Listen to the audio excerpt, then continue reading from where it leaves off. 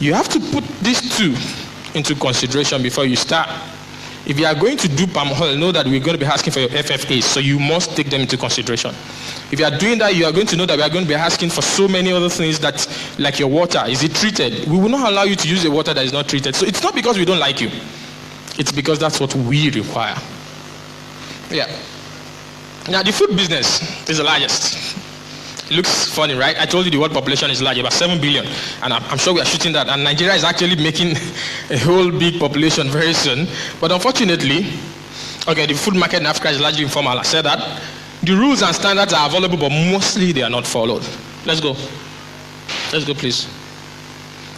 Standards. Standards are just easy. They are not a big deal. Let me say for the records, I'm not speaking. Okay. Oh, sorry. Sorry to interrupt. If you're the owner of Lexus APP963X, you're blocking. Someone needs to go out urgently. Lexus APP963. Thank you very much. Okay, that's not my car. Now, standards are not a big deal like what you think. Which one goes forward?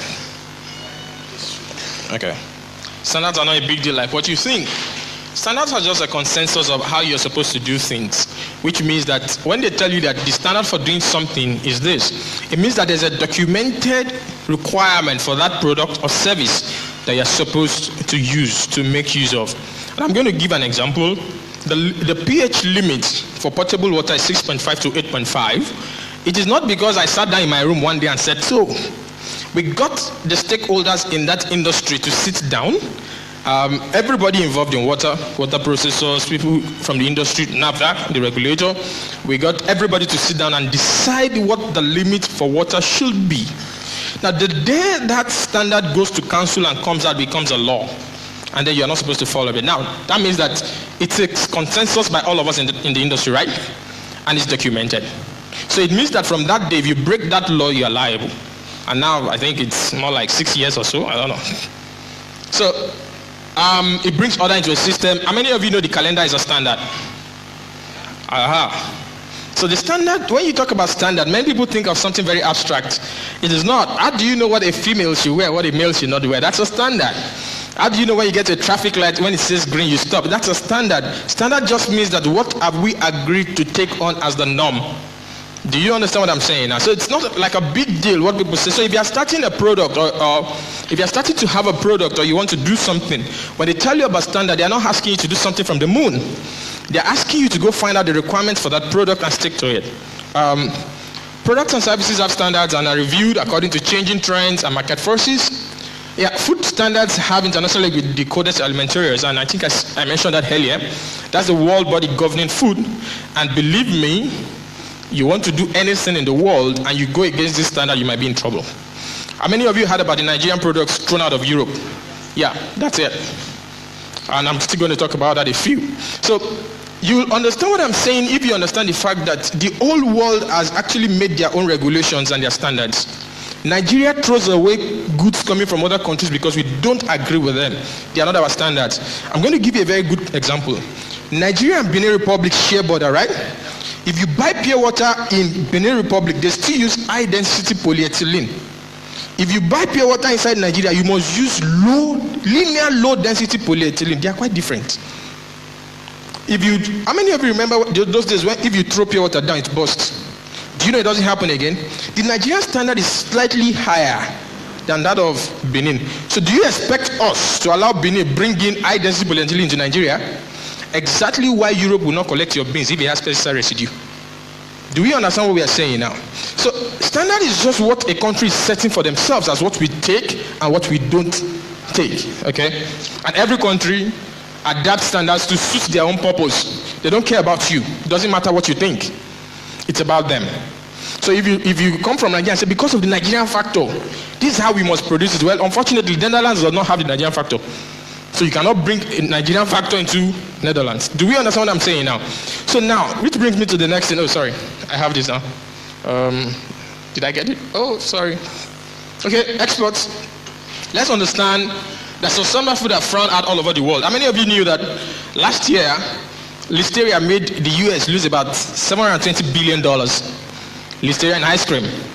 Throughout the world, it's only in Nigeria that food is passed on from mama put to the other. It's only in Nigeria that you see palm oil being boiled in iron and what do we call it, drums. It's only in Nigeria you see people mashing the palm oil you want to eat. So somewhere, okay? But throughout the world, food is a big deal. We do not take rubbish. And like I said, I'm a member of the International Food Safety Quality Network. It's a big deal. And sometimes when I'm online or we're in a conference and I see Nigerians, I always tell them that you guys are a joke. You come here and talk about HACCP. You come here and talk about, the right things to do in the industry, whereas it doesn't exist at home. I was going through Kogi towards Benue recently and I was shaking my head because I saw cassava flour lying on the road. And that's what some of us eat because we don't even know where it's coming from. And then I called myself an expert and I sit in a cozy office and I sign documents. Okay, let's talk about something else. You must confirm the quality of who you want to export conforms to the standards of country of destination. Yeah, this is where most of us get it wrong. Now, your packaging is not, I've had a lot of people talk about, I'm sure it's packaging. Yeah, packaging is very good. And it's a pity I did not transfer a file to that system. And I've showed you, there's a product we just developed. It's actually locust bean, Iru, dried and fine. It's unfortunately I didn't bring my car. I would have given samples here. It's cool. Emeka, you have seen it, right? It's beautiful. If you see the packaging, well, from China, not Nigeria, but it's beautiful. You want to see the packaging. But the packaging is not as important to us as the content. Do we understand? Do we understand what I'm saying now? Now, so why do we have problems with exports, mostly as Nigerians? Content. And I'm going to give you an example. Most of us that are food entrepreneurs or foodpreneurs, like they say now, I want to assume that you get your tomatoes from a farm. You do not know how the tomato is cultivated, right? It's the final product you go buy. Or maybe you even buy from the market. Either of the two, right? Okay, you don't. You grow your tomatoes. Okay. We have farmers that we've given some specific grade of tomatoes that we'd like to get from them, and then we take it off. Exactly. That's what we call the outgrower scheme. Now, you see, one of the big problems we have in the food industry in Nigeria is that it's so unregulated that you are coming to become a processor in the middle, you are a victim of both ends. See, the farmer that is selling to you wants to get you out of the scheme quick. Give me my money and go. We, on the other end, the regulatory agencies wait for you and say, no, you cannot go. So you're a victim from this hand, and you are on the other hand. Now, what you have to do is what she just said. Raw materials are actually basic in any production system. You miss your raw material, you have messed up everything. So if you know exactly what the requirements in a particular country of destination is, you start from your raw materials. Let me give a very good example. You want to sell cornstarch to Brazil, and Brazil requires a particular level of mycotoxin. Considering the Nigerian handling of corn and drying, you know you cannot achieve it. Do you get my point? So what you have to do is, how do you control your own corn coming to you as raw material that you want to use for your starch and not have mycotoxins to exceed the standards of Brazil? Do we get my point now? So from onset, you have to, before you think of export, go get what the standard of that country is. And it's not difficult.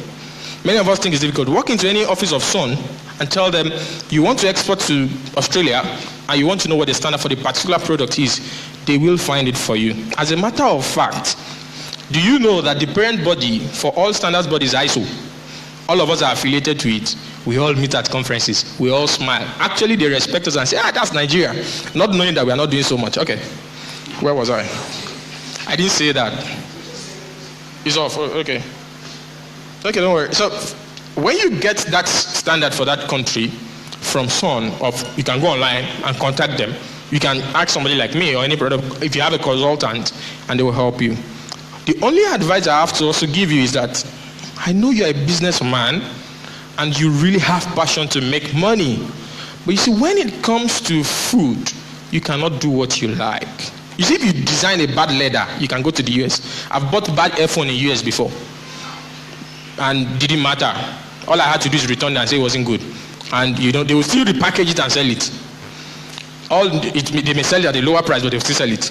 But you cannot sell bad food to any country.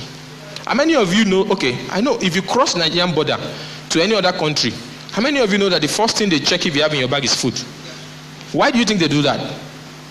They don't want you to bring in anything that will be dangerous to their own community, because as a matter of fact, the easiest way to spread any epidemic or endemic, I don't know which one to call it, is through food.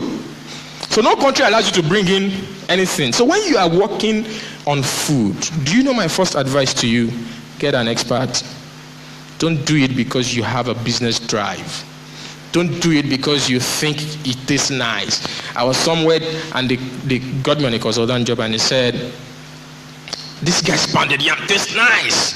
It's better than everything in the market. We want you to come and check his facilities for us. And I said, are you paying? They said, yes. So let's go. When I got there, the guy said, everything I use here is pure yam, nothing. So I looked at him. I said, is that true? He said, yeah, good. Let's see your system. So I saw a mixer for a complete full yam. So what are you mixing? Abi, is that not what I'm supposed to ask? I have about 5 years in food auditing. So will I be that stupid not to know that you are mixing something? And that brings me to what I want to say. Now, that it tastes nice does not mean it is nice. That it looks good does not mean it is good. That it is branded properly does not mean it has a good content.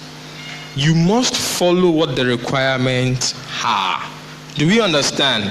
So everything I have said here, I'm not saying on behalf of Standard Agriculture of Nigeria. I'm saying it as for you, Goroti. So SON did not say this, I said it. And I also want to say this: if you have any product you are not sure about, you are not so sure about how to go about it, let me give you a joker. Walk into any SON office.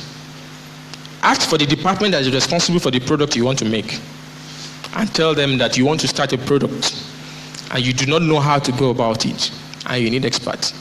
They are bound by law to give you a pro bono service.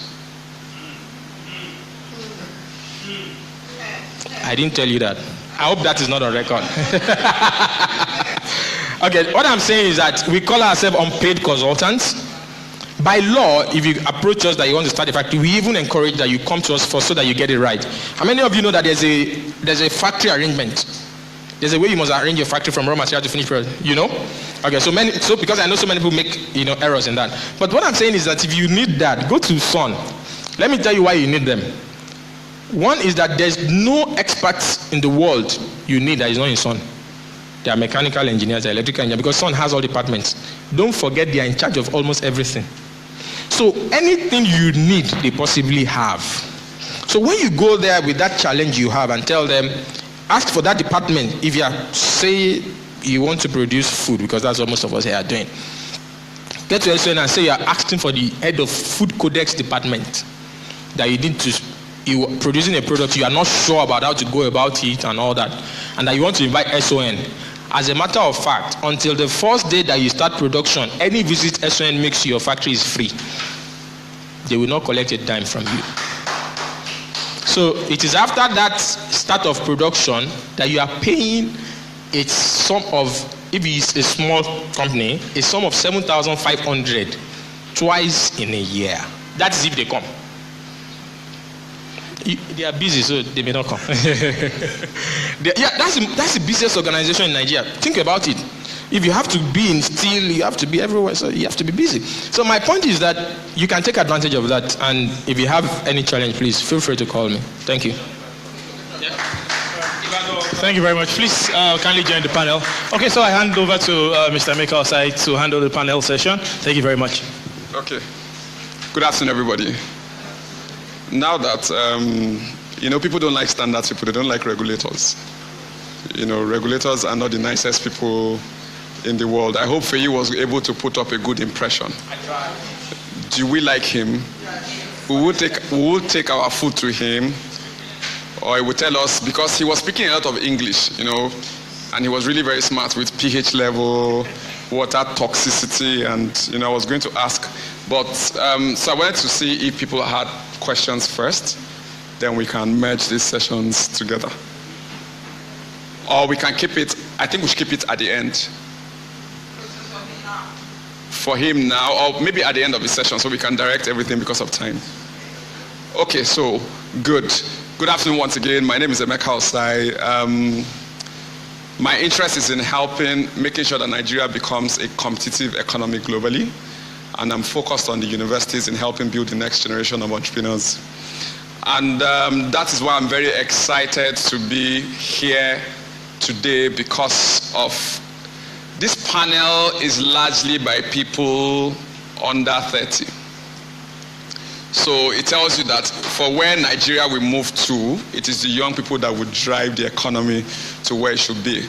We should not be on a $530 billion GDP, when that is the only thing. $530 billion is what Hollywood alone contributes to the economy of California.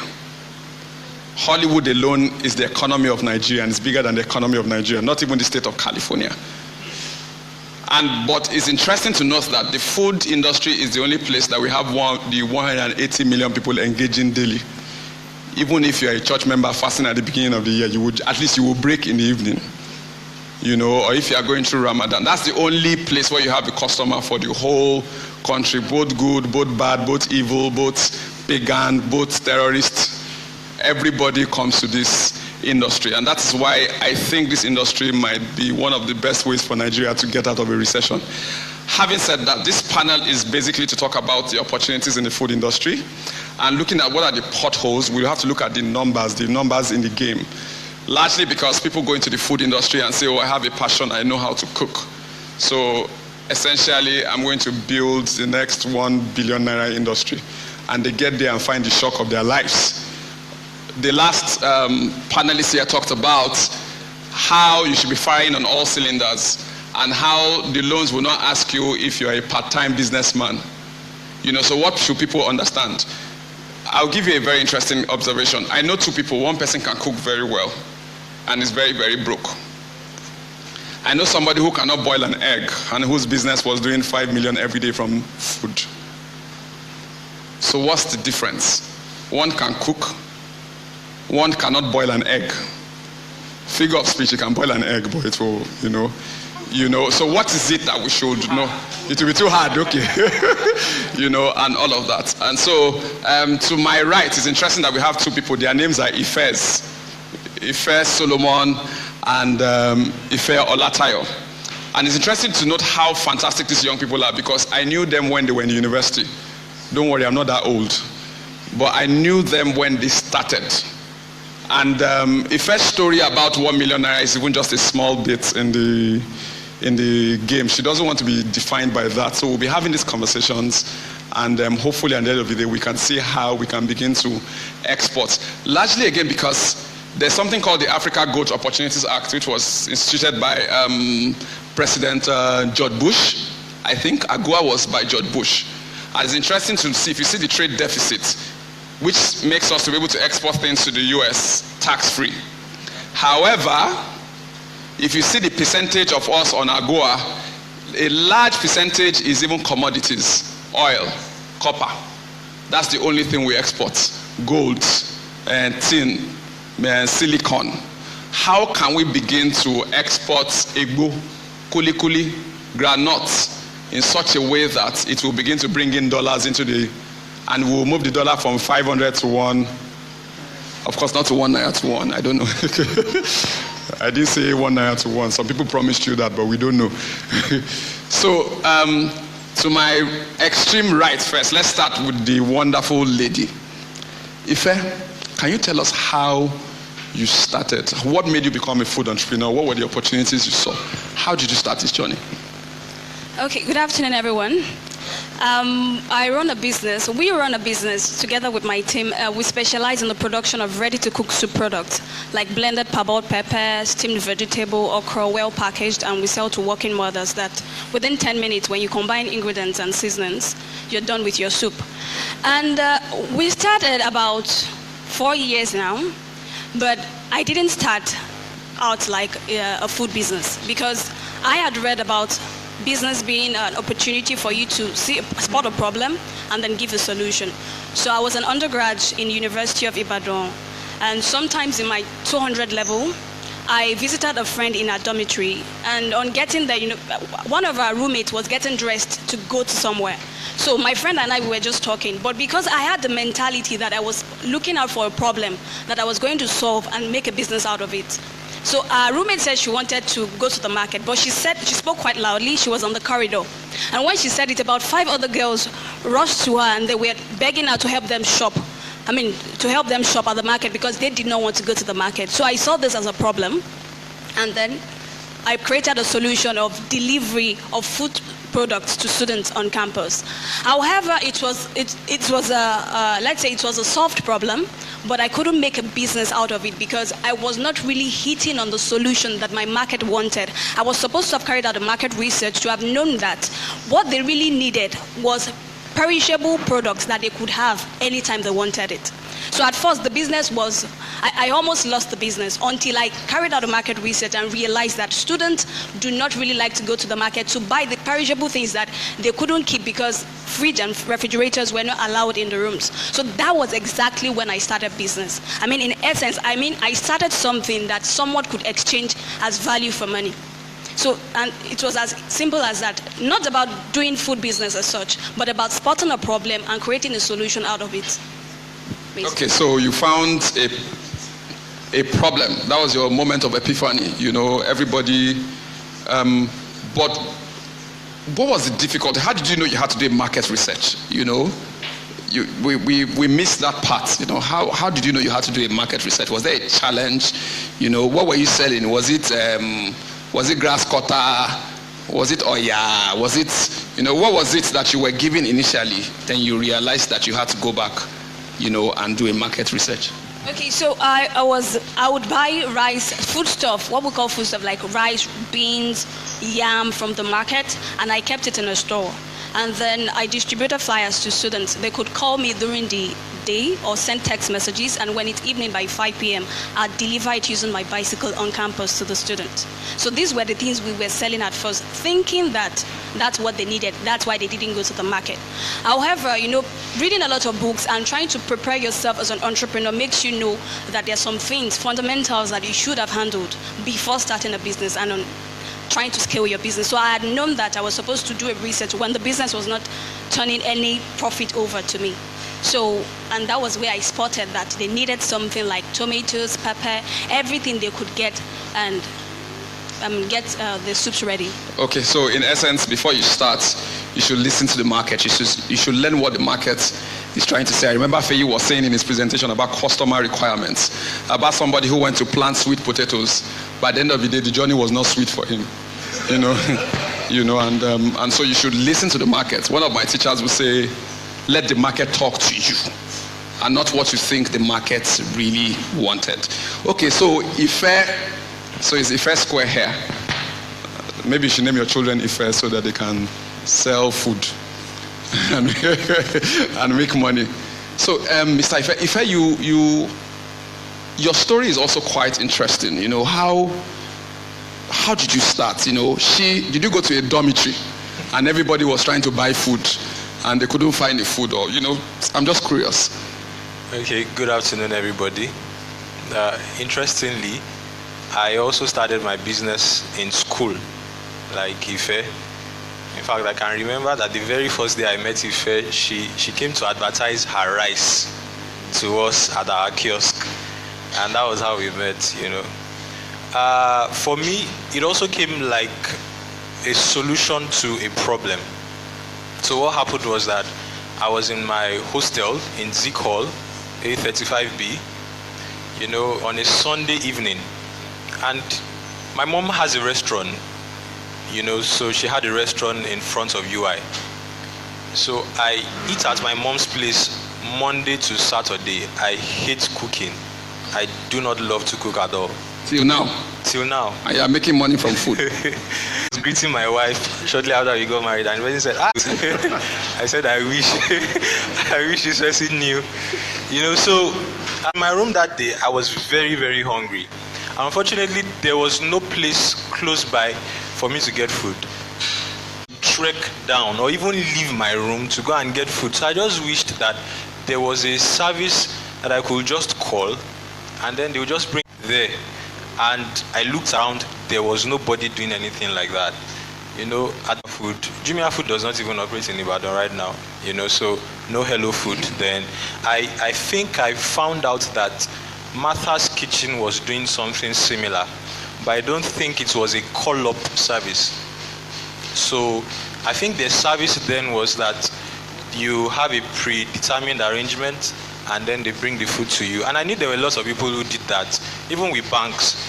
So people have arrangements with banks that will supply you food every day. They have timetables and all that. But I wanted a spontaneous service that I could just say, I feel like eating rice now. Hello, baby rice. Do you have rice? Give me rice with beef and plantain. And they bring it in 30 minutes. So that was how the idea came. And I just looked around me. My mom was running a food business.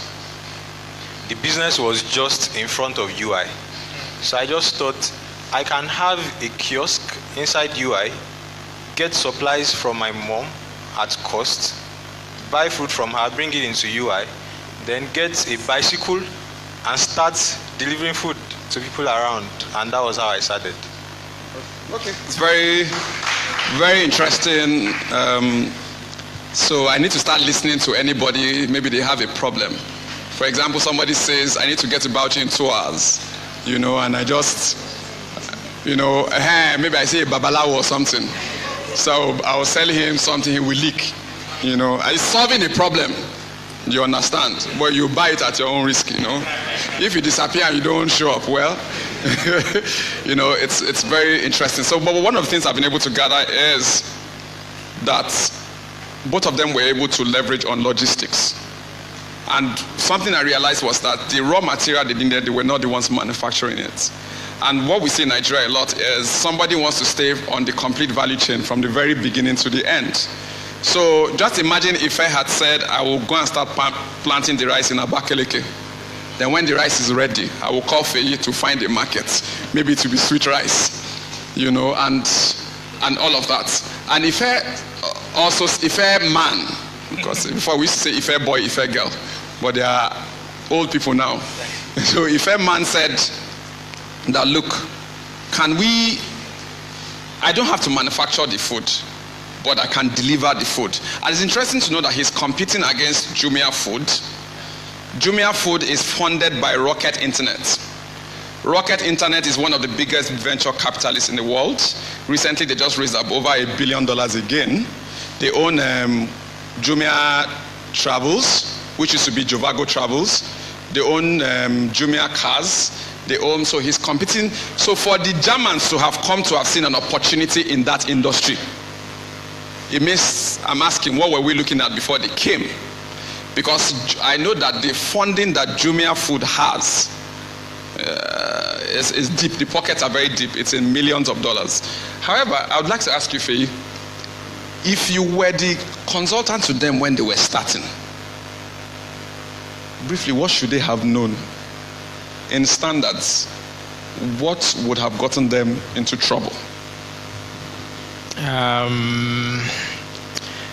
I now have to be careful.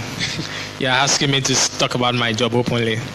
But like I said, anything I say is not because standards, I'm saying it because of myself as a food consultant. One of the things you should know is that what they are doing requires that they get something that is for him, that is already cooked from somewhere, and then he has to deliver.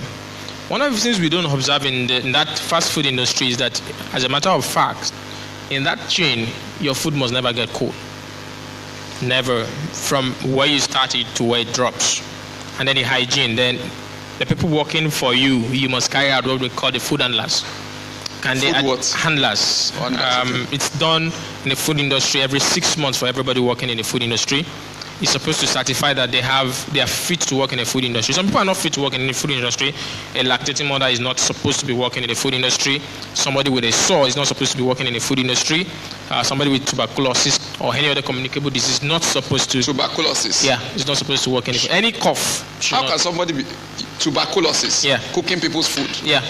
But it happens. I'm sure some of us go to eateries, and when we get to the front desk, we notice the person serving us is doing, I will still buy the food and go.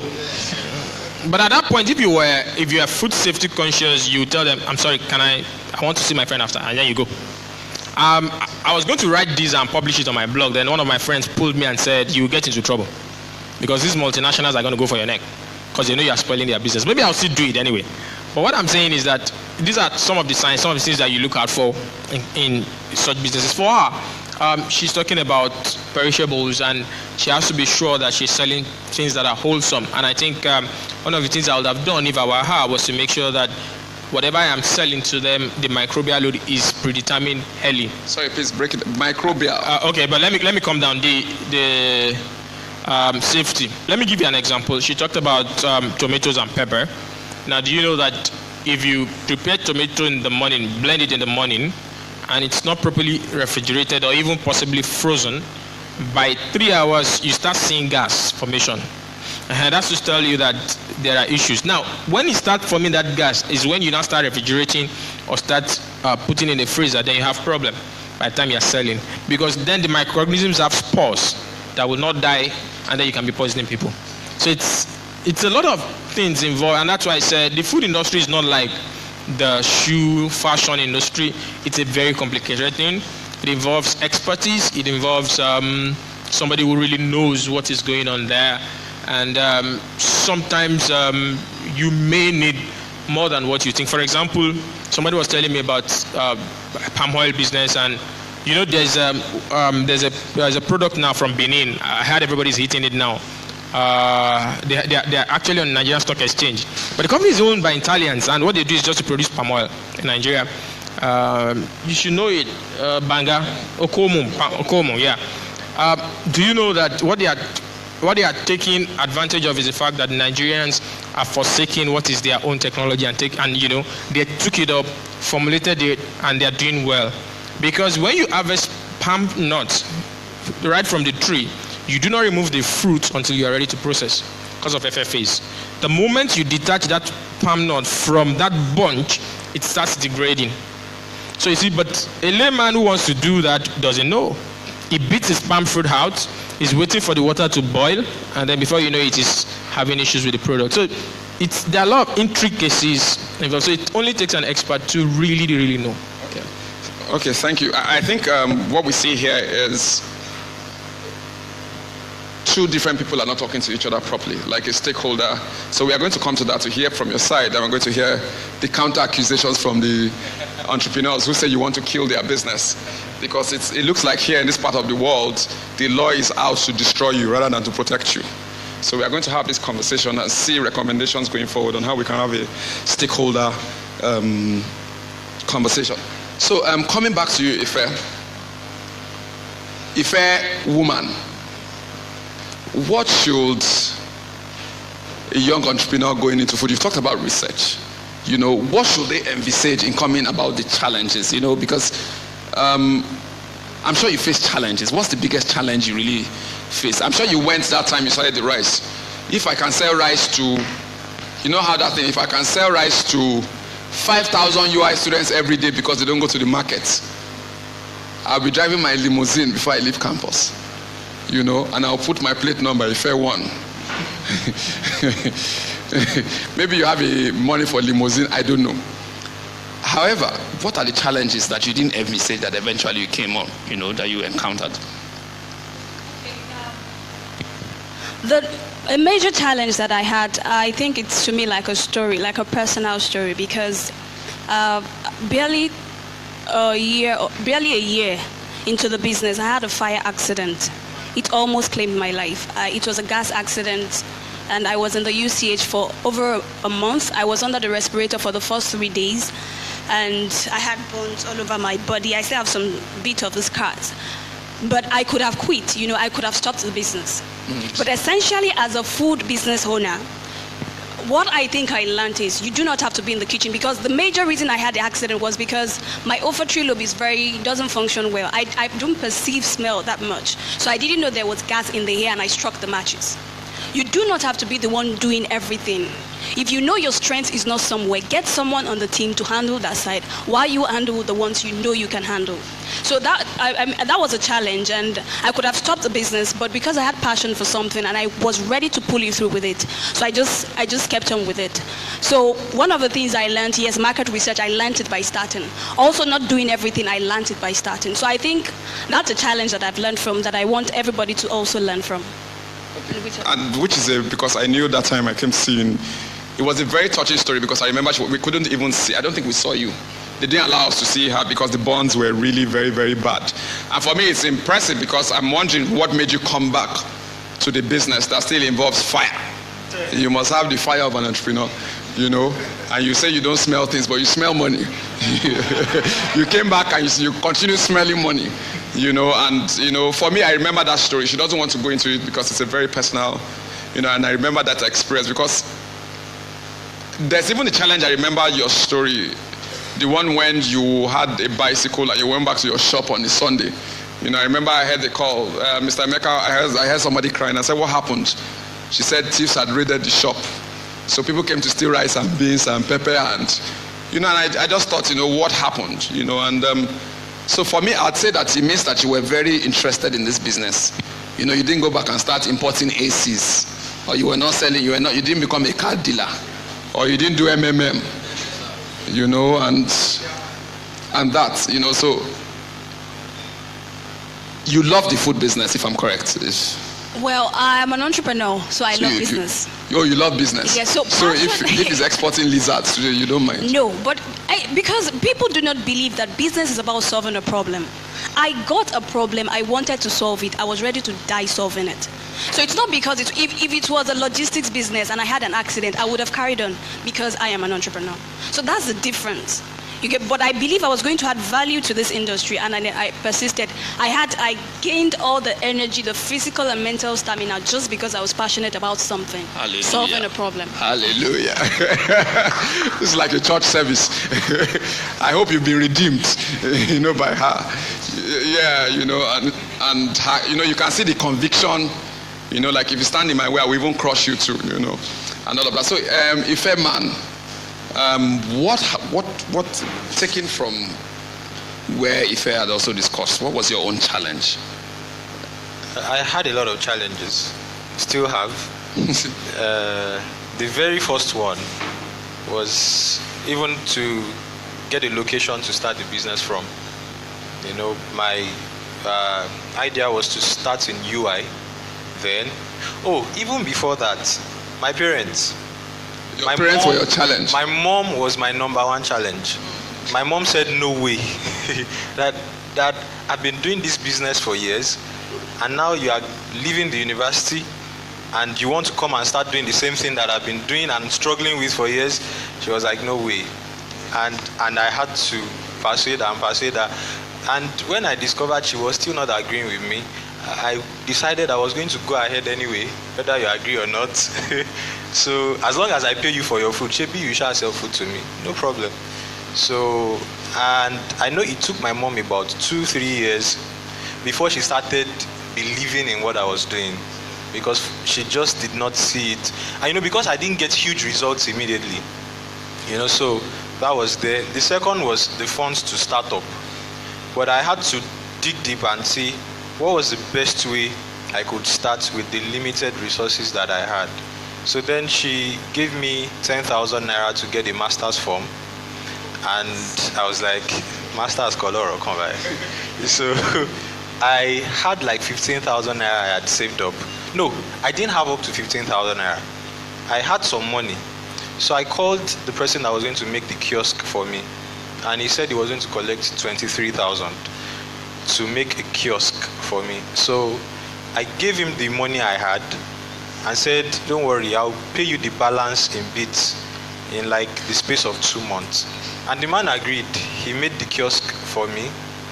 I spent about 2,000 naira on buying packs, 100 packs. That's one pack of that has 100 disposables inside. Because I do printing also, so I printed on the packs. I bought nylons, I printed on nylons. I know everything I spent on packs and nylons were just about 2,000 naira. So altogether, I can say I started the business with 25,000 naira. That was not that I paid at once. You know, I had to pay the balance of the man over time. You know, and that was how I started. So I got the kiosk, and then I would get supplies from my mom, sell, give her a particular cost and make some profit. And then another major issue I had was to even get a place to put the kiosk. So I approached the school. The school said, no, you can't even get any place. You can't get any place at all. So I went to Student Union to see if I could get a place at the SUB. And, it took me about 3 months to be able to get the place eventually. In fact, at some point, I was visiting the SUB every day. I mean, every single day for a month. That was like the 3rd month before I eventually got the place approved. And after getting the place approved and even starting the business, we had issues with the school's physical planning unit coming around to say, you can't locate your kiosk here, move it here. You can't locate it here, move it here.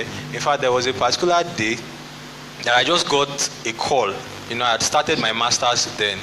I just got a call and they said I should come. And then I got to the place and I saw my kiosk upside down.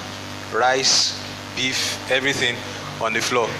And it was so embarrassing, so demoralizing, but I just got some friends, we pushed it back up and we continued. Luckily for me, I was in the Department of Human Nutrition. I was in a master's there. So my HOD then, Professor Akinyele, was so interested in me. He's of blessed memory right now. So he just said, don't worry, they don't want you there. Come to the department. So he got a space for me in the department. And then the next week or so, we just moved to the kiosk there. So there have been lots of issues from staffing to funding, to a lot of things you can't exhaust. So it's such an inspirational story, your stories we've heard. And but one thing is, I think that I've listened to both of you, is the rules of entrepreneurship is you must be able to persevere, at something. You must be able to stay at something if you truly believe it. Yeah. I work in the campus entrepreneurship space, and I realized that the biggest, where dreams die, where talent dies, is in Nigerian universities. Because it seems like they don't get it. They don't get it. So when we're running the enterprise challenge, for instance, and we're giving startup grants to student entrepreneurs, the professors will be telling the students, is this what we sent you to school to read? But the professor is not telling you that when you leave the school, you won't find a job. You understand? And you can't even come to him for a reference letter. And you're doing the YDX, and life is asking you the YDX, and I remember that story of yours, but no excuses. I think at the end of the day, that's what I've heard. No excuses. Even if you had one leg, you'd have continued, your business and all of that. I'll still come to you for you to come. We need to talk about the stakeholder. And I'm very, maybe because I saw Mr. Parkwin walk back in, you guys didn't talk about funding, because anywhere I go, you ask the youth, they say it's funding. The number one thing is funding.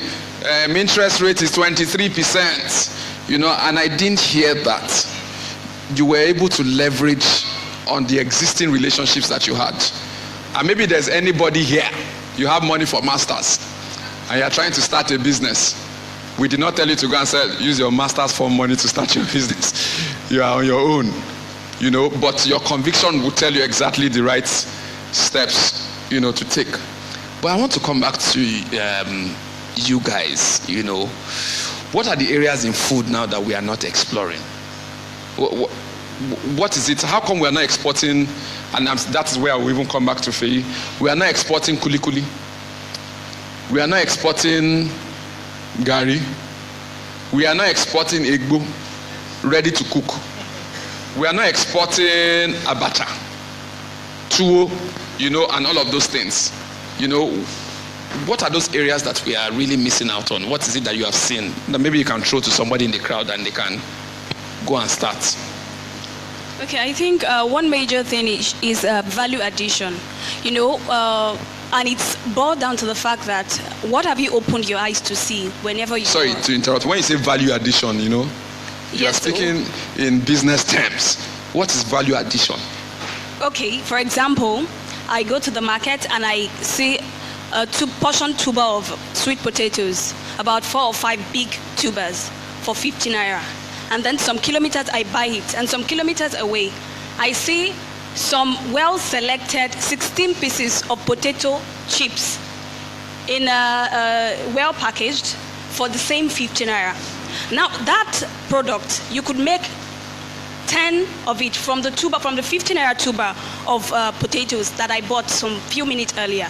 So what exactly have you brought into that food product that is an added value that someone would want to pay for? How are you solving someone else's problem? I could have taken it and I might not, because I'm so busy, I might not be able to cook it or to get it fried for my children. But because you have done something, I think I want to pay for it because you've taken the stress off me, and then I have it, and I have eaten it, and it's healthy. And I'll also keep hammering on the point Mr. Faye said earlier, the standard, because to me it's not even about exportation. You can't, the market here, let us handle our market here. 180 million people, consumers that eat at least twice in a day or once at worst. Yeah. You have a huge market here. You have a huge market here. So let us even do something for ourselves, something we are familiar with, something we are born with, our cultural food like egbo, something that I've eaten egbo for like years. But even the people that are working with me, they've never seen me eating egbo before, but they know that egbo is one of my best food, and they know that ekuru is my best food. And I hardly eat it. But because it's not available, imagine there was somewhere I could get something like that. I'll pay for it. It's another opportunity someone can explore. So something like that, even locally, we can produce it and get consumers. We can make it here and consume it within the country. So basically, value addition is what I think we should look into as food entrepreneurs. Okay, so that's so value addition. So for example, I want to make kuli-kuli with vitamin C, you know, and so if I want to make kuli-kuli with vitamin C, that is where I'm coming to. What should I know? You know, that's, you know, I want it with vitamin K. I want children to eat it, and you know, and all of that. Because it's interesting, because we all go to Domino's Pizza today, but pizza is actually an Italian food that has gone global. Noodles. Starbucks started in Seattle in 1977, and it was because Howard Schultz went to Italy and saw that coffee was a way of life, and brought Starbucks to the US, and at some point, Starbucks was opening 6 outlets every day. So just imagine Domino's Pizza opening 6 every day in Nigeria. Not every month. Every single day. And now Starbucks is so powerful that even with the politics in the US, Starbucks says they will employ 5,000 or 10,000 refugees in the next 5 years. All from something called coffee. Meanwhile, Kenya exports coffee, Ethiopia exports coffee, but maybe there's just one Starbucks outlet in Ethiopia. So that's, for me, it's something we have to find around. So for you, what's the? I think that one of the major issues that we have is that we are not yet industrial in this nation, and there's no way that will not affect anyone who wants to think production or think anything that has to do with production.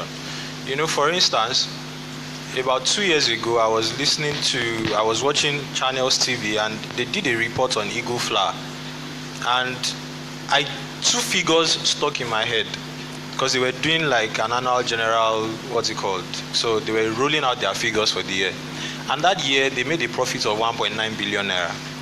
But that's not what interested me. What interested me was that they spent 5-point-something billion naira on power supply. And I've been meditating on this for quite a while, and I just came to the conclusion that the very first step for this nation to become industrialized, or to even for our economy, is to get our power sector right. Because our power sector does not help or favor production, does not help manufacturing, does not help processing. So you are thinking of, how can I make Zobo into a drink that, you know, that I can export and all that? But when you don't even have the basics that will help you be able to set up an industry that can even do that, it's a huge problem. So for most of us who are entrepreneurs, it is like someone passing through fire. You know, you have to just give it your all, and you are not even sure of the outcome yet, but you are just giving it your all because it is something that you believe so much in. So as much as we say, don't depend on the government, don't do this, don't do that, that is good for you personally. But when we look at the holistic view of how things are going to get better in this country, the government has to do something about that industry. It's very important. Okay. which is very important. We're going to come into policy as well, because largely our government has not been run by entrepreneurs. It has not been run by people who have built anything. They've not built anything in their life. They've been contractors. You know, I'm not angry with you if you're a contractor in the house. There's nothing wrong with that. But it's by being rent-seeking. So they don't understand the process of building something from zero and taking it to one. I remember Mr. Pakwin talking to me about banking in Japan. How you will not wait on depositors' funds. So I think it's about size 1% lending rates. 1%. I would just borrow the whole country's money and go and launch businesses, you know. But when we now look at it and we look at monetary policy, we look at CBN and all of that, when you put it together, you see that they are not largely driven by, even sometimes the people who run things like Smidan and some of this, you know, if an entrepreneur runs something, he understands better. Whether we like Trump or not, one thing is clear, he's a businessman, and it's clear. And for me, his negotiating tactic is this: I will come back as an evil guy, so that when you come to me, I will not give you something small, and you will thank the Lord for what you have even given, because you were not expecting that. For example, this morning, Shinzo Abe of Japan is going to the US, and because Trump is saying America first, he's saying that he's going to put $150 billion in the American economy, which is going to create 700,000 jobs. So Trump has been able to leverage Japan to give them 700,000 jobs because he's an entrepreneur. There are certain things that he understands that other people can't understand. But we're going to come to those policies and all of that. So, Mr. Food. Let me first talk about the issue of our food and why they are not taking all around. And I think BOI has something on that. You remember there was a time that they called on cassava bread? How many of you heard out of it? What did you think? You want to eat it again? Exactly my point. We have to wake up and be reasonable. I'm a food scientist. A little expertise. I've been to so many industries. I have seen a little. Do you know, are you aware that despite this recession, the only industry in Nigeria that is making profit is the food industry? Do you know breweries have never declared loss? Never. Breweries never declared. Do you know the cost of a beer is about 40 naira? The cost, forget logistics of driving, the cost, the real cost. After they finish the brewing of beer, they dilute with water enough because of specific gravity. So beer is much more water than. If you want to take beer in an average Western country, you don't take beer and go and buy. Most of the time, only in your house is when you buy beer in bottles. You buy beer in cups in $2, $4. Do you get my point? But here in Nigeria, they are leveraging on the fact that we have no understanding of our own environment, and they are eating us up. And I'm going to give you another example. She mentioned Egbo. Do you know why an average Nigerian will not make Egbo? Egbo means that you have to debrand the corn that you want to use. It's tedious. They find it difficult to do, so they abandon that food. Do you know why pounded yam is getting lost? So that pounded yam becomes something you want, and then everybody's going to pound yam, right? It's because nobody wants to pound. Do you know that amala? I would prefer to eat eba instead of amala, because eba is just boil water, turn it. Do you get my point? Everybody wants easy life. Technology and food has to match up at some point. You cannot stay where you were in 1950s and expect the world to wait for you in 2020. You have to wake up. Let me give you an example. You mash your oil in whatever, I don't know the name they call that thing, and then you boil inside iron can with firewood, and you wait all day. And then there's this guy who has a boiler and brings it in and brings this thing. He has a miller, brings it out and takes it in the oil and boils it, and in less than 4 hours palm oil is ready, and your own takes 3 days. How do you compete with that guy? Are you getting the point? The truth is that we are left behind. We are not thinking. Our foods are very important. They are actually better than what we have. Look, I want to assure you that I will never eat semo if I see a tuwo. How many of you have eaten tuwo shinkafa or tuwo masara? And then if you are eating semo, something is wrong with you. They are quite different. Semo is actually almost, don't let me spoil some business. Anyway, but semo is wheat that is rebrand and added some vitamin A, and then they sell to you and you eat. Whereas tuwo shinkafa is rice processed and milled with innate vitamin A. So why will somebody eat semo over tuwo? Think about it. What is the process of producing tuwo? Has it been improved from what it used to be to what it is now? In early 1990s, Professor Adegoke in OAU made the first pounding machine, the first prototype, and brought it out. The Nigerian government did not even look at it as something important. Guess what? China makes pounding machines now, and Nigerians buy it. But Nigerians still don't like that one pounded by the machine. They said there's something, and they're right.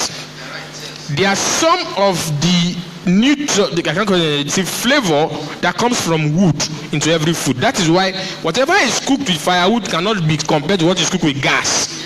The wood has what we call phenolic compounds that impacts into food. Are you getting the point? So now, if you use wood to cook food, you are transferring those phenolic compounds and they give extra flavor to the food. Same thing in pounding. That interface between that yam and that pounding whatever gives an extra flavor to that. So you can't get that with machine. But let me now say this. Unless we are being stupid, what does it cost us to have a pounding machine with a wood base? We are not thinking. Our food is getting extinct because we wait on the same process that we used to produce them 50 years ago to produce them now. You see, the world has moved. I cannot go to work, and if I marry a woman that will go to work in the morning and come at 9 and pound yam for me, that is not my wife. There are better things for you to do for me.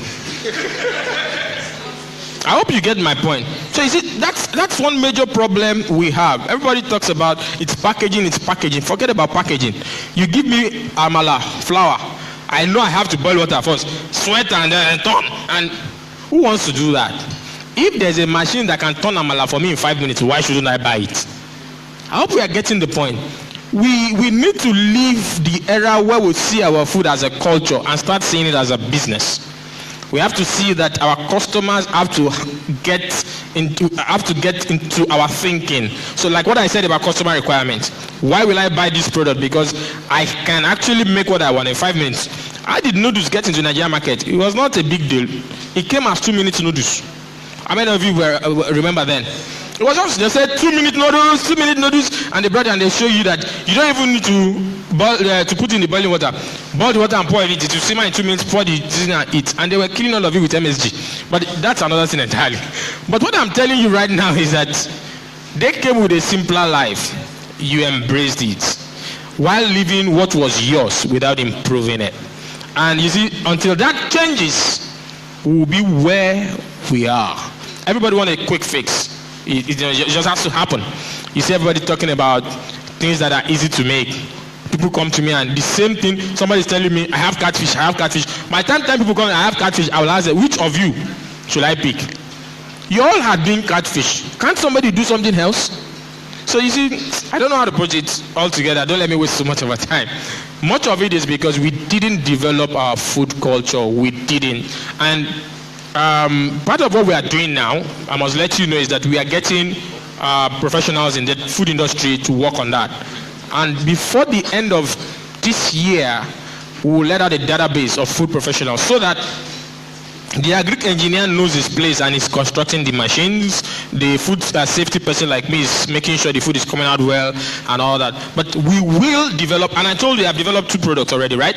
Yeah, we are looking forward to more. So before the end of the year, we want to develop more products that you can have. I was with somebody in the US, I was telling you, and I was telling her that we don't want your peanut butter again. We can use our wara for nutrient intervention. She said, stick to this one. And I asked her why. I traveled the whole of West Africa, and I found that wara was native to all of us. I was in Benin, I was in Togo, I was in Ivory Coast, I was in Ghana, and I came back to Nigeria, and every country I went to had wara. And I told myself, why are they not buying this thing? One, everybody likes it. As a matter of fact, the day I made my first prototype and took it to office, I didn't eat out of it. They finished. So I was wondering what's going on. It was then I realized that it was so perishable that everybody avoids it like a plague. So I extended the shelf life Up to 3 months, sir. To the fact that when I took it to the lab and I said test it after 3 months, the guy told me no, this is still good, we cannot test it. Now, what is my point is that if we can push wara now to serve as our nutrient intervention instead of peanut imported from the US, have we not done something? That is what we need to start doing. Ebo should come up and be something that is easy for every average Nigerian to cook as breakfast. Do you get what I'm trying to say now? So let's stop thinking of let's start thinking of ourselves. Thank you. Oh, fantastic. This has been a very enlightening session. And because I was curious, of my idea of kuli kuli with vitamin C. So I wanted to ask him that, if somebody wants to do that, how can we package? But we'll come to that. And for me, I was thinking, because in my head, I'm a numbers man. So immediately I started doing the numbers in my head. So at the end of the day, food is not a multi-billion-dollar industry. It's actually a multi-trillion-dollar industry. Because if you do the math that everybody puts in $5 a day, 180 million people to food every day, and you do the numbers by the end of the year, your calculator will do error. And I saw the organizer of the event. Immediately, it seemed that he had a revelation that he had to go into the beer business. Because immediately he had 40 naira. He said, you understand? And even cook. And if I were here, I was just talking about the fact that baked beans was the hence people processing that. And so, however, now let's come to the nitty-gritty. We've seen the challenges. What's the way forward? If in policies going forward, what should we do? We know we have a problem. We know. So we are not like those analysts on TV, on channels. Everybody knows the problem of Nigeria. Everybody knows Nigeria needs to practice federalism. We know that. Everybody knows we need to diversify the economy. I've been hearing that since I was born. But at the end of the day, what are the things that we must do for the food industry, you understand, to grow? What should we do? What would you say? Okay, as much as possible, I wouldn't want to blame the government. Well, should I call it blame or talk about external factors more than the internal? But all the same, it affects us. As a matter of fact, there's no infrastructure that could support entrepreneurs. That could help us with production. Just like he said, the cost of electricity, the cost of water supply. In Nigeria, this is where you see the manufacturer gets water to cool the plant, get electricity to power the plant, get security to guard even the warehouse. You have to, all of those things. And as sweet as food could be, he was talking about your calculator reading errors with the figures and the numbers that you get. But in reality, the food industry records about 60% gross profit, but 12 to 10% net profit. By the time you're done, by the time you get the raw materials, it's cheap to make the product. But by the time you put cost of packaging, the cost of administrations, logistics, and distribution, everything, it boils down to nothing. It just boils down to the fact that you love something you're doing and then you're just doing it. So if infrastructure was in place, if I do not need to buy diesels to keep running my plants because I want to I want to produce a product that could service my market. If there was something like that, I think we would be able to compete with imported brands and even outsmart them in our market. And the regulations is also by the government. The fact that you look at export reduction duties, I believe if the government could also allow all this imported brands that are coming to compete. In China, it costs so little to produce things, but when you come here, it doubled or tripled the price that we used to produce. So there's no how we could compete on prices with them. But if there was no product like that, we would look inward and be able to, to buy our own. And when we buy our own, it means other entrepreneurs, food entrepreneurs, be able to spring forth for the fact that they encourage someone is doing something, and the person can't even cater to the whole market because there's so much demand and supply.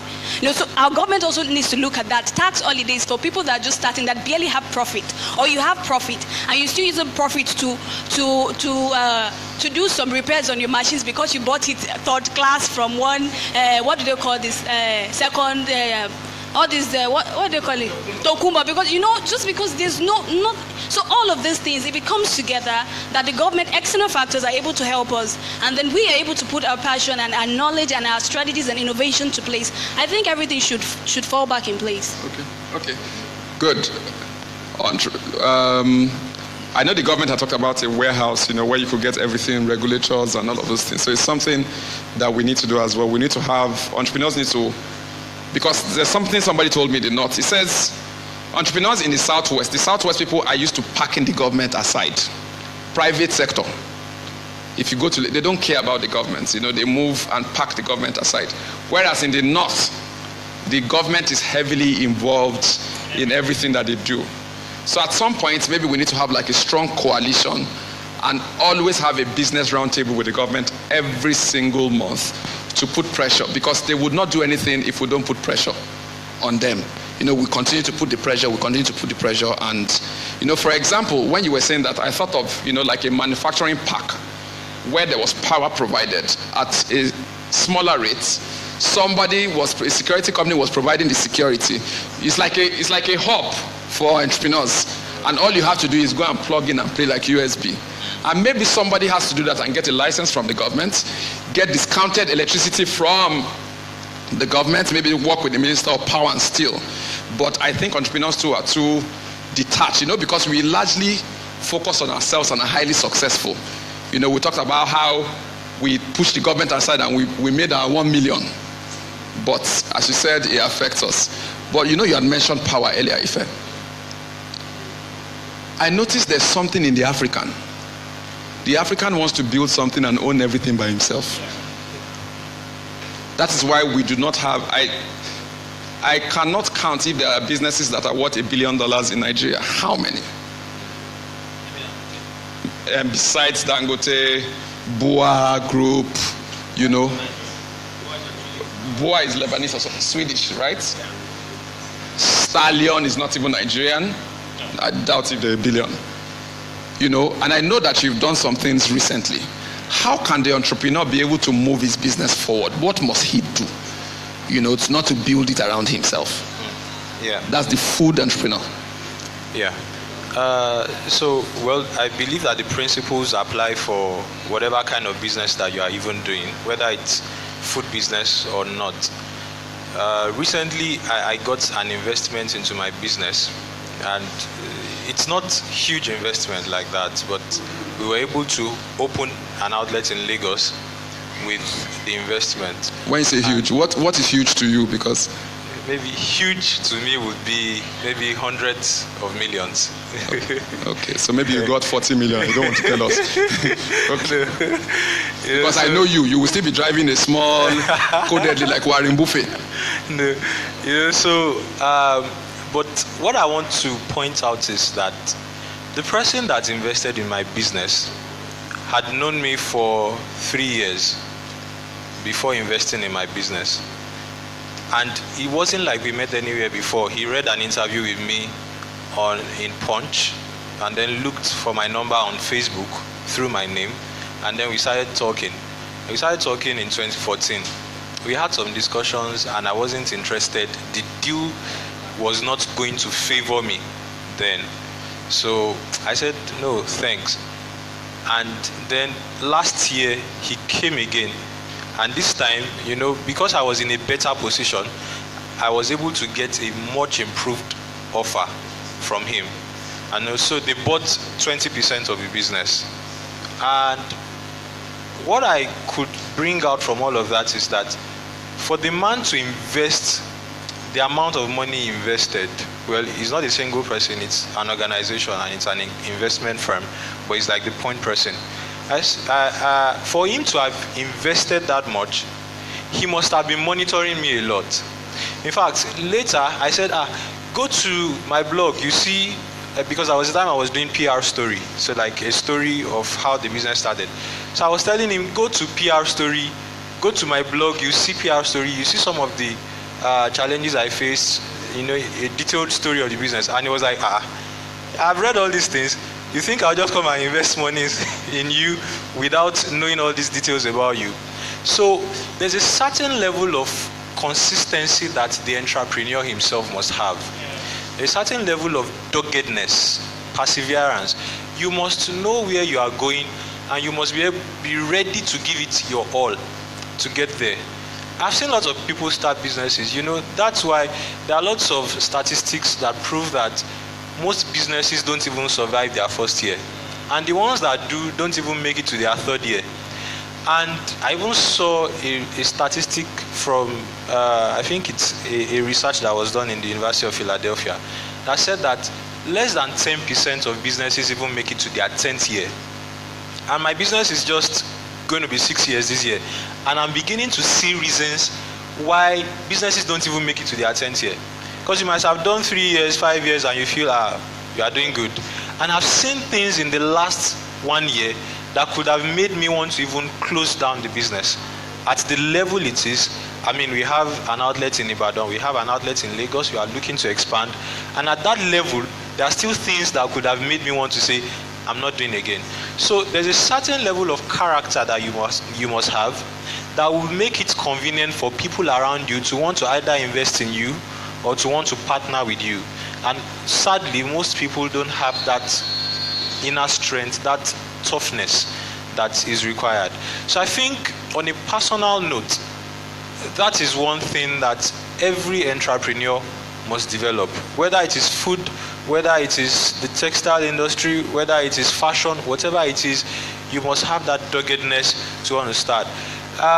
Of course, he was talking about standards the other time, and the truth is, I'm sorry I have to differ a little, although not totally, but I have to say that if you have to wait for all the standards to be complete, that's what I want to say, that you might not even get to start if you are waiting for all the standards. I never knew anything about standards, but as we started, different people started coming to our office to say, you need to do this, you need to do this.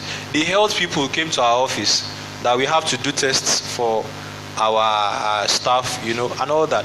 So there's a certain level of doggedness that you just must have to be able to start. And don't be willing to own everything by yourself from the question. Because I'd rather own 30% of a $1 billion business than own 100% of a business, a $1 million business. You understand? So you have to learn to leverage. Some people, we were talking about this outside, it's what the person that started Coca-Cola, I don't even think he even has any stake in the business right now as we speak. But the truth is, when you mention Coca-Cola, you mention John Pemberton. He's the one who invented it. You can't take that away. Colonel Sanders started KFC. I don't think he has a huge, or maybe his descendants have a huge stake in the company right now. But you can't mention KFC. You'd even see the drawing of his picture there. So don't let us be too greedy. Let's be willing to share, because at some point I was a victim of that too. I found it difficult to want to get external funding. I would prefer loan than to prefer partnership. And this guy that eventually invested, one of the things that made him also very excited was that I was open to the issue of partnership, because initially, the last time we negotiated, I just wanted loan. And he also was not sure that I was going to be able to deliver. So he put very high conditions, strong conditions. He will be a signatory to the account, he will do this, and I didn't want that. So I turned down the offer at that point in time. But now, with the benefit of hindsight and more experience, I see that, as long as your focus is, your goal and your vision is what is in view, and these things they are still in alignment with your vision, then go for it. So don't be too greedy and say you want to own everything by yourself. Once you have the right people, now these guys are financial experts. He works with NLNG. He's a top accountant there. So you can imagine the kind of experience he's giving me that I have access to in terms of accounting for the business. And that was a major problem I even had with my business. For the first 2 years I was doing business, and I did not know that I was making a loss. And that's one thing about food business. People say, there's a lot of money in food business. People will always eat. And you'll be shocked. And you see, I just imagine, you go to a place, you still see places where they sell 50 naira rice, 20 naira meat. And I'm wondering, how do they make profit? These guys don't make profit. And that's why their lives don't reflect it. They don't make profit. What they survive with is loans from microfinance banks, Ajayi-Ope. So they think they are making profit, but they are just recycling the same money. you can't see any major improvements in their lives because they don't even understand costing, they don't understand how to put proper pricing, and there are just a lot of things involved. You need to price according to the market that is available also. And that was one of the reasons why we even had to move to Lagos. Because I discovered with the kind of quality of business that I'm offering in Ibadan, the kind of pricing that I need to put on this business to make reasonable margins, the kind of market in Ibadan does not have that level of disposable income. So we are making profit, but it's not what would really make you, break even like that. So we have to say, where will we get the kind of people that can value this service so much to be able to pay what it is worth for it? And in just 1 month of opening in Lagos, we have already matched up the sales figures of Ibadan. In just 1 month. This is our 4th week of opening in Lagos. So lots of things involved. We need to be closer. We need to become, we're friends before we're brothers. No. But I need to we need to renew the friendship. So maybe I owe you dinner today, you and your wife, so that I can have a stake in the business. Yeah. So when we move, we can move to Abuja. And all of that. We'll get to that level. We'll get there. But if you want to move to Bono, well, I would divest my interest. But anyways, it's been very interesting. And one last question for you, Faye. I understand that people are very interested in the question of packaging. Yeah, I've had that. Not packaging that we say now, packaging the drum, not that kind of fraudulent packaging. Packaging that is good enough in terms of the standards. So I want to package, for example, I'm wondering why we are not having Zobo like Coca-Cola everywhere. For instance, I'm just worried. So what sort of packaging should people give to their products? For what product, what should you be looking at? For this product, what should you be looking at? For this product, what should you be looking at? Okay. Like I said, I'm speaking as an expert and not as son. The major requirements for packaging in Nigeria, they are the same, actually. They differ only for products that have special requirements. For example, I mentioned pure water the other time and said you have to use low linear polyethylene, right? Low linear density polyethylene. Now, but for every other product, there are things that are sacrosanct that must be there. One, you must have the name of the brand. For example, Coca-Cola. It must be there. Second, you must have the name of the company produced by. Third, you must have an address traceable. As a matter of fact, one of the major reasons why most starters run into problem is traceable address. And I'm going to say this. If any regulator is in the market and sees your product and it has a traceable address, a professional person, the word emphasis on the word professional, will leave that product and go to the address. But an unprofessional person will seize it on the spot. But if there's no traceable address on it, by law, that product is supposed to be seized on the spot, no matter where it is coming from. You see some product, say product of China, no address, it's gone. If we are on duty, I don't even. There's no two way about it. It must have a traceable address. If I get to where you say you are producing, I must be able to locate your factory. That's another thing. Then coding. Coding is very important. Your batch, your production date, and okay. Then I know that many of us run foul of this, and that's the list of ingredients. Most of us think it's not important. Some of us, I've even had somebody say he didn't want them to go and start doing his product, but unfortunately, the law requires that you put everything you are using, and even when he has a special requirement, you must state it. For example, if you are using aspartame as sweetener, you must put it there that it contains phenylalanine, and that people with phenylketonuria must not take it. You see, so if you have a particular thing that causes allergy, for example, if this were to be the US, if you are using peanut in any product, you must state it. That is the law. So you must list what is in your product. like this and this are to be there. Now, for some products as are light sensitive, and when I mean it must be airproof. To mention this, there's a multinational in this country that I had issues with in 2015, 2014, I can't remember.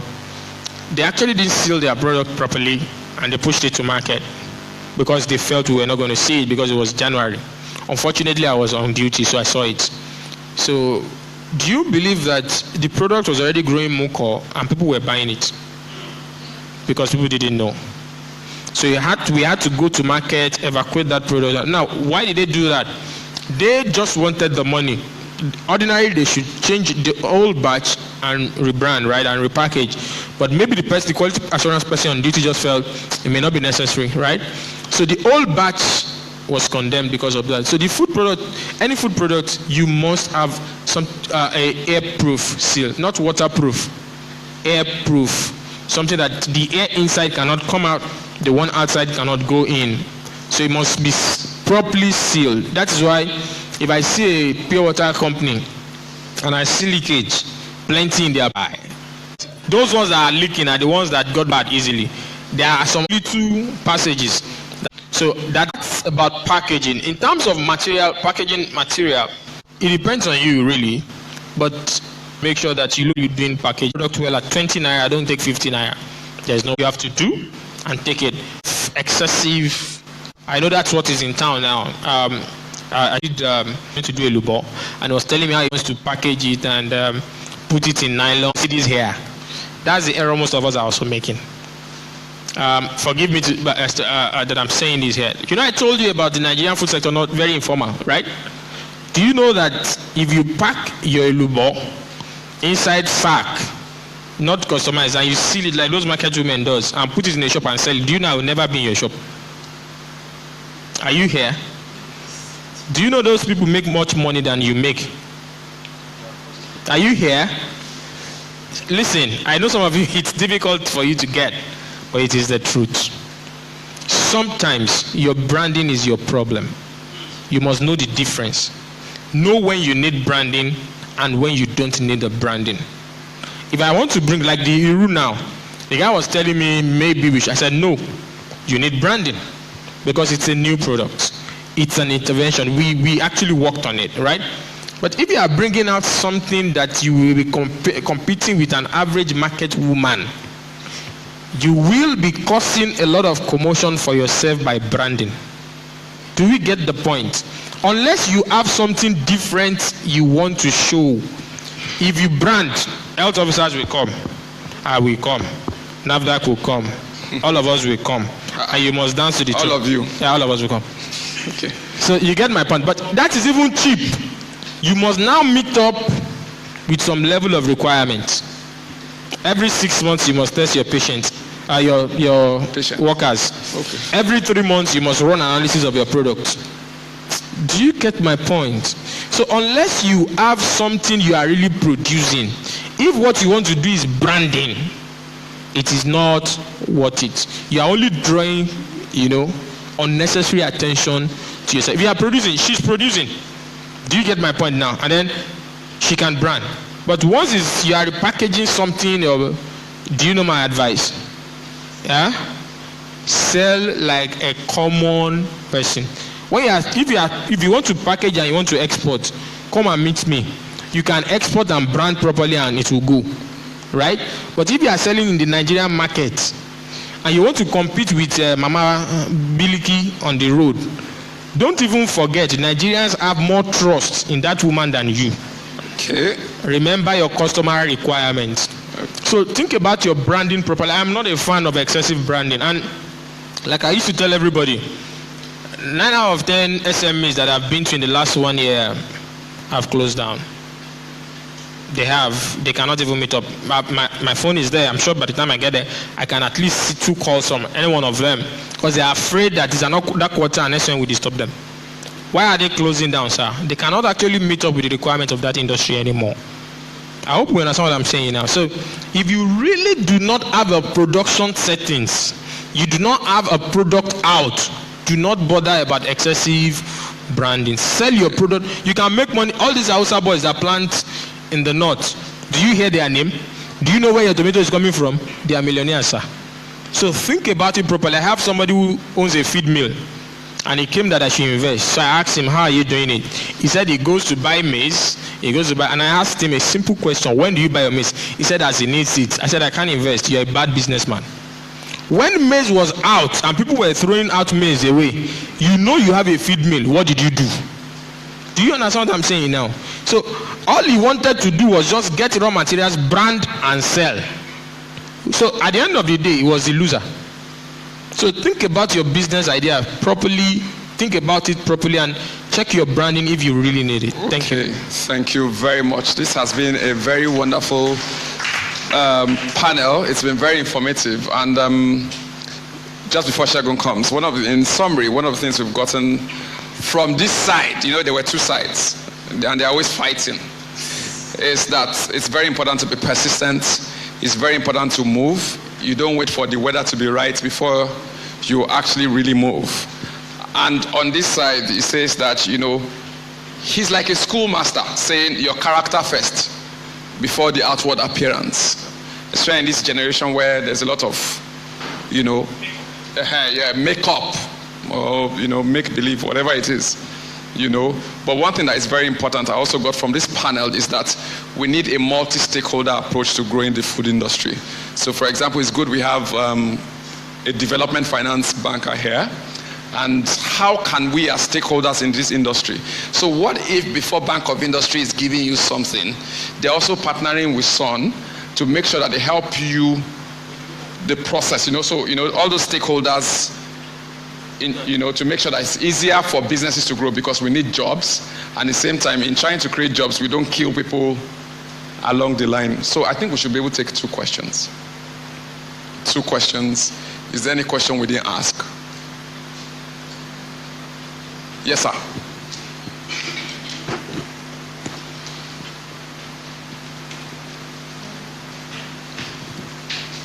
Thank you, everybody. I hope we have been enjoying ourselves. I have a comment and a question. I think the comment first is we talk about power. And I want to let everybody know that Bank of Industry have come up with a solution. We are looking at, we launched a 1 billion fund, the solar power fund. And that is an alternative we are looking at, that MSMEs can take advantage of it. Instead of running diesel generator, you can actually power, especially for Ife the woman. Your processes require a lot of refrigeration. And if you have a power system in place, that can actually be given for you. And I can tell you it's work. I think I installed a power system in my home, and going to 2 months now, I don't know whether NEPA is their property or not. So, and your refrigeration will just be automatic. All the time your goods your products are refrigerated. So I want to believe that there are a lot of other MSMEs that can benefit from it. Up to 10 kVA if your machinery requirement, as in the power requirement, also 10 kVA. You can have a solar system that can actually power it. One of the challenges is that the cost of acquiring it is always usually high, and that is why BOI is intervening, so that we are helping you to fund it and you can pay over a long while. I think it's up to 7-10 years that you can use to pay that fund, and it is just 7%. The interest rate for it is 7%. But the only challenge you may have is that we have already accredited. It's not a challenge anyway, because we wanted to ensure that the solar system you are getting is the best. So there are accredited 8 solar developers that you will need to work with for them to be able to provide you a solution. The essence is that if it's malfunctioning, we can hold them to ransom, hold them accountable for it. The second question, my question will go to my brother from Son. Son, we are under the same supervisory ministry, Bank of Industry, Son, and ITF and CAC. So the question I keep... Export promotion. Yes, export promotion. The question I keep on getting from a lot of people, which bothers me, is that why is Son playing a double role? Son is like the legislator and is also the executive. There is always supposed to be separation of power. And internationally, Son is supposed to maintain standard. You create standard for each sector. For the full sector, you work with NAFDAC to develop their standard. NAFDAC is the regulator. They are like the executive that audits based on the standard. And that is why Son is also in the board of NAFDAC. Now, but I keep on hearing for the full sector we are talking about, which should be the natural domain of NAFDAC. You have already played a role in creating the standard for each type of food. So they should be the one regulating. It will make a lot of sense and make life easier for our entrepreneur if they know that they are going to deal only with NAFDAC and not with Son. So why is Son actually playing that dual role? There have been this argument that Son should give up the role of auditing and regulating and concentrate in developing standard for each industry, because there are a lot of industries that Son doesn't even have standard for. A lot of industries. There are some industries that you don't have products that you don't have standard for now. Give me an example. Do you have standard for the automobile industry? Yes, right now. Son, or you are using the ISO? SON now has it. You now have. That's the error that is being made. But SON or ISO. Now, that's the error being made. But that is why we pay charges to ISO yearly. I hope you understand what I'm saying now. And whatever ISO owns, we can use. But as we talk to you now, we actually have something on automobiles here. Okay. So, but the issue is why play that dual role? Because it's actually a business. Actually, I'm not supposed to respond because it's a policy question. Yes, I know. Okay. So don't respond. Maybe you have to take it. No, I can't take it. The only thing I'll respond to is that there is a misunderstanding by the populace. See, go to any multinational or any big industry and tell them you want SON to stop coming to their place. They will beg you. They will beg you that no, if you want, NAFDAC should not come, but SON must come. Okay, beautiful. Let's zero in on the food industry, because that is why we are here. Yeah. Thank God we have NAFDAC, which is a regulator in that system. Yeah. And SON should be at the back door helping them to develop standard. Why is SON still busy regulating the food industry when there is a regulator already? No, it's a mixed up thing. And let me explain. SON being the custodian of standards also means we must ensure that the standards are effected. And it's not only SON. Go to BSI, they do the same thing. Go to ANSI, they do the same thing. If you want, I can give you American food products with ANSI logo. It's not a Nigerian thing. Son is too big to even be looking at a particular sector. Let me be sincere. And I was telling them recently, SON is so busy that on a normal day, some of the things we do, we are straining ourselves to do it. Sometimes we pray that people should not come because the work is much. I must be sincere. Now, in terms of them, let me ask you a question. You are going to be having speed limiter in the next 3 months in Nigeria. I mean, speed limiter now in Nigeria. Now, FRSA have been to SON, I can't count the number of times, that please come. You must help us with this. I'm also going to cite another example, let me think about it, of a product that is new to Nigeria. Even the automobile you're talking about, one of the wrong steps Nigeria first made was that they didn't consult us, and then they went to the automobile industries. And it's a big problem.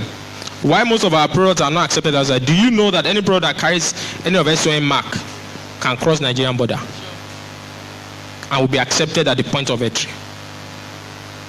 But the problem is that people on the street don't know some of these secrets. Which brings me to what I was going to say when I was talking about exports. if you want to export to any country, go to SON head office or call any SON office that you have a product to export and you want to check the standards. SON has a 17025 accredited laboratory that can check your products, and once they give a result on that product, it will fly anywhere in the world. As I'm talking to you, I will not mention names of multinationals, but I'm telling you that that is what they do. That's how they export out of Nigeria. It's SON that gives them their export certificate. Coming to the food industry, fortunately it's my field, so it makes me competent to know exactly what is happening. What if I tell you that much more than the content that is being checked, there are some other parts of the standards that only we can check? What if I tell you that? And that's a big problem. What if I tell you that we are concerned about the ink that you use in printing your packaging material? Do you now get my point now? Which is going to bring me to the issue of pure water. SON stopped certifying pure water. You cannot see any pure water carrying NIS. Any pure water is carrying NIS is breaking the law. SON has withdrawn every pure water. You know why? The low density polyethylene that is supposed to be, low linear density polyethylene that is supposed to be used in Nigeria is actually adulterated, and we find it difficult to regulate them. So we withdrew our certification. Do you see the difference? So when you talk of us being in that industry, there's a difference between regulation and certification. They are quite different. What we do is to certify. And that is why any product you see NIS on, if it is not good, don't take it to the manufacturer, take it to SON. You can actually sue SON for putting NIS on a product that is substandard. It's called certification. And it is not a Nigerian issue. It's done everywhere in the world. As I'm speaking to you now, there's an issue going on presently about certifications of company and them using the logo on products. I'm sure you would have been seeing some products certified by SON putting ISO 9001 2008 on the body pack of their logo of their products. And as a matter of fact, we don't allow it. Because we are not certifying the products, we are certifying the process. Do you get what I'm trying to say? And I say it's quite different how these things go. We are not serving the same role as they are. That is why you will see a bakery built inside the same compound with a house have a NAFDAC number but can never have a NIS logo. They are two different things. You see, NIS is not for the common man. It's not what you get because you are producing. It's what you get by consistently proving that you can meet up with the standard. The moment you get the NIS, it means your product can cross the Nigerian border without anybody querying it, whatever product it is. I'll tell you of a steel company in Nigeria here. 1 minute and I'll be happy. Of a steel company in Nigeria here. In 2012, I was part of it. The steel companies in Nigeria had issues. SON came in. And after SON came in and regulated, when that steel company was producing to standards, sir, you cannot see their steel in the market. Because they now have the NIS market, all they do is export. They don't even sell in the Nigerian market anymore. The only market they have in Nigeria is the big construction companies like Julius Berger. The same process that made us make the Nigerian cable and wires the best in the world.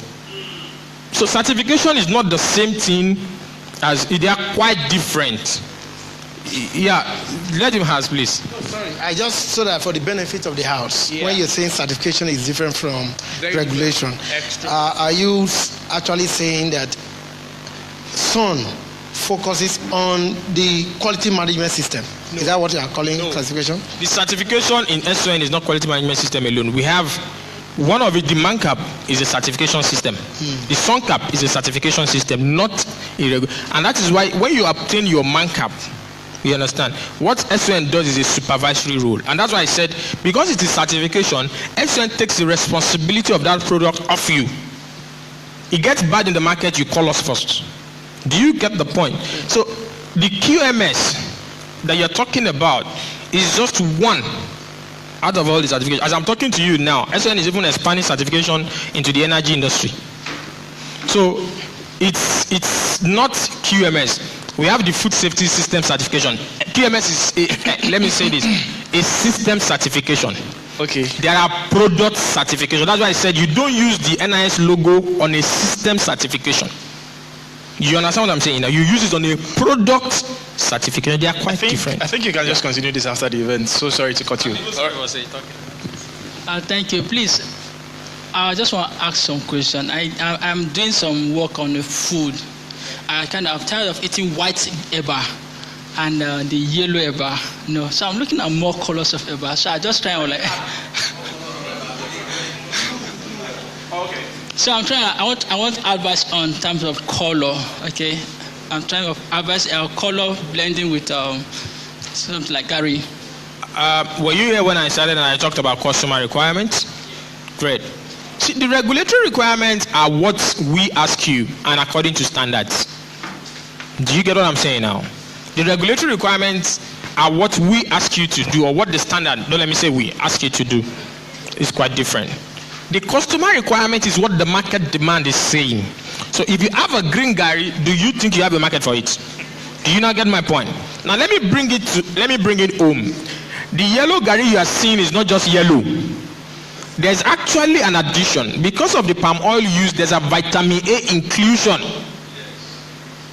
Do you get what I'm saying? So you cannot compete with a vitamin, somebody who can claim that he's adding palm oil and there's an extra vitamin A in his product with yours. Do you see the difference? So when you have such ideas, your first thing is to find out if the customer outside actually requires that service. Do you understand now? So it's quite different. Yeah. Okay, so it's been a wonderful session. Can we put our hands together for our panelists? And I'm sure we learned a lot. And you can engage them after because there's so much to discuss. Thank you very much. Thank you very much. Please put your hands together for the panelists and the moderator, Emeka Osai, as we return to the estates. All right, if you'll agree with me, you know this has been a very wonderful 5.5 hours. I'm touched and amazed that we are here and we've stayed for so long. Please, I want to crave everybody's indulgence, so please put your hands together for everybody in this front seat. Because, and everybody else that started the event with us, they were here, we started together. Thank you so much, and they are still here. Everybody, please put your hands together for yourselves also for coming. And put your hands together for me for holding the mic.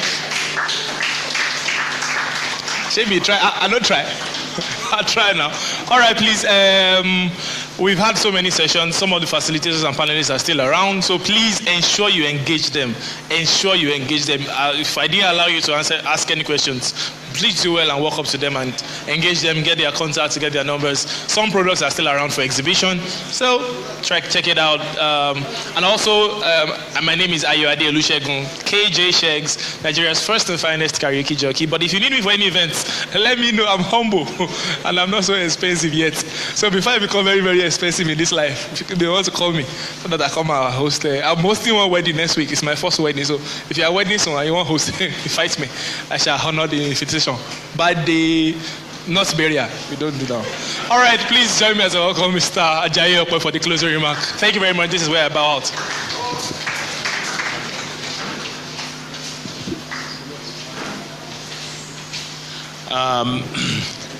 Once again, I want to say thank you very, very much to everybody who had been part of this event from the beginning till the end. Like he rightly said, I was noticing this seat especially. In fact, if there is anything, don't worry, I will try and give you my own special gifts. I really appreciate all of you on this seat, especially this seat. They came early.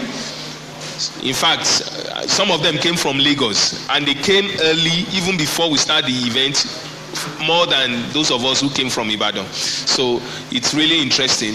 And it's really also encouraging to find out that you people, excuse me, Emeka, I beg, make I do this session now. No, you can't go out. All of you must sit down to listen to me, because when all of you were speaking, I was, yes, let it be your life. So, like I said, it's really encouraging, and you guys are the one that made it happen. This is our first one, and hopefully, it's a journey, like I said in my initial speech. that we are going on a journey, and I want us to come together. We've seen, it's eye-opening to me. We've seen so many things. Some of us think that the NAFDAC and the SON are challenges, but we are also seeing now that we can also be a cog in our own wheel of progress. We've also seen that it is not everything that is money. I mean, the two Ifes said, jump into it, just start anyhow. You understand? It's not everything that you need regulation for, at least within the local market. True or untrue, if you regulate your business and you do your business to standard, well, rather than earning your money in naira, you'll be earning it in dollars and whatever hard currency you want to add it in it. But be that, one thing also comes out clear. And this is my own particular passion, and that's the reason why we set up this. This is why I tell people who are close to me, I said, I'm giving the rest of my life to this. We cannot develop Nigeria's economy